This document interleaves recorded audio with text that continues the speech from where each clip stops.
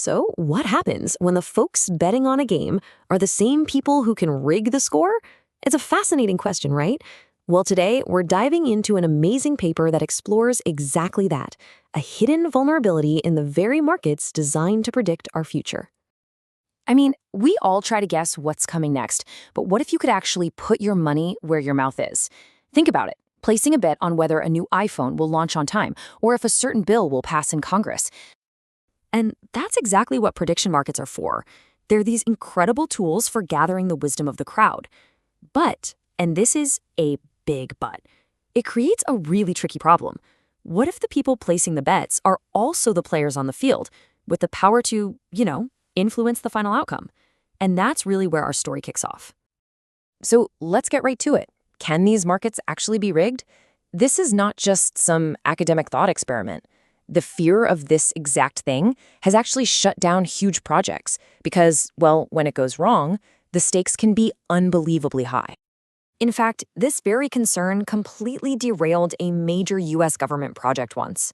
There was this proposed market for predicting political events, but it got shut down after a huge public outcry. Critics were calling it a terrorism futures market. It just goes to show you how deeply uncomfortable we are with the idea that these markets could be gamed.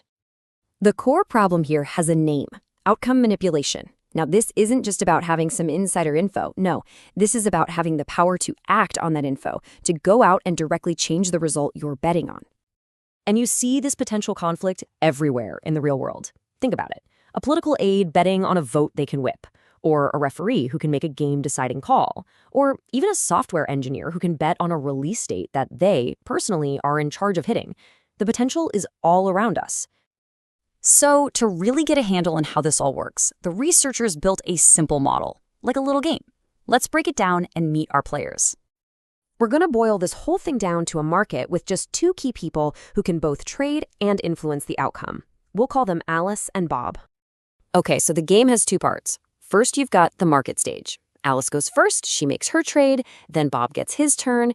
After all the trading is done, we move to the voting stage. Here, they both have to cast a vote, and those votes determine what actually happens. And a vote can be anything, really. The engineer shipping the code, the aide casting their ballot. You get the idea.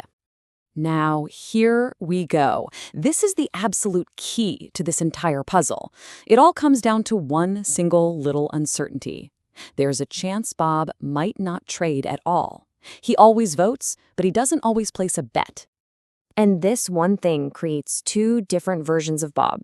If he sits out of the market and doesn't trade, we call him honest. He just votes based on what he truly thinks. But if he does trade, he flips and becomes strategic. Now he's not just voting his conscience, he's playing the game to make as much money as possible.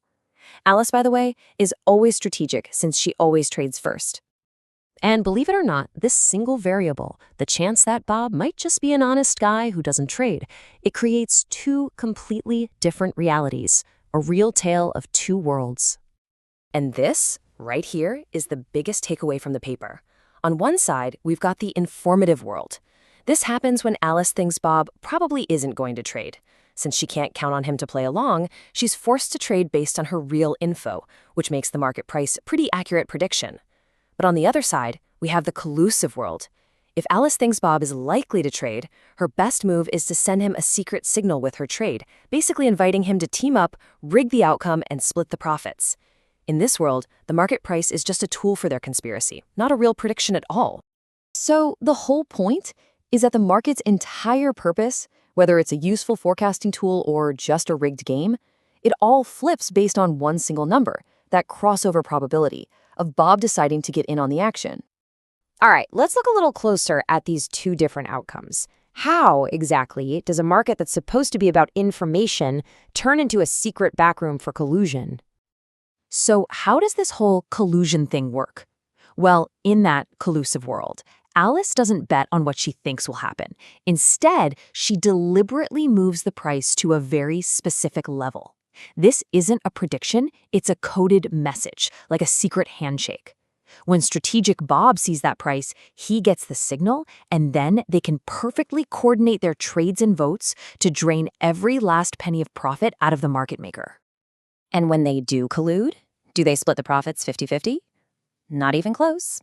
As you can see here, Alice, because she's the first one to act, always gets the bigger slice of the pie. And what's really interesting is that the exact split actually depends on the math behind the market itself. Different market-making rules, like LMSR or QMSR, give the first player a different sized advantage. So what stops this from happening all the time? This is the beautiful, kind of paradoxical twist at the heart of this research. It's the mere possibility that Bob might be an honest player, someone who just sits it out, that keeps Alice in line. Because she can't be 100% sure Bob will collude, the risk is too high, and she's forced to be more truthful with her own trades. Okay, so this all leads us to the big final question. When can we actually trust the prices we see in these kinds of markets? Well, the answer is stunningly precise and honestly a little scary. For one of the most common types of prediction markets, the researchers calculated the exact tipping point, and that number is just 4.63%. What does that tiny number mean? It means if Alice thinks there's anything more than a 4.63% chance that Bob is going to join her in trading, the whole market flips. The smartest play is no longer trying to predict the future. It's trying to start a conspiracy. The window for an honest market turns out to be incredibly small. So what's the big takeaway here? First, a market's integrity might just depend on the quiet people in the room, the ones who have influenced but choose not to bet. These honest players act like an invisible police force, disciplining the would-be manipulators. Their mere existence creates enough risk that it can actually force manipulators to show their cards and reveal what they really know. Now, this research isn't saying that all prediction markets are bad. Not at all. It's giving us a powerful new way to understand when they work and, more importantly, when they break. It forces us to ask a really critical question. If we know a market's integrity might just rely on the silent presence of these honest players, how do we design markets that actually encourage truth instead of collusion?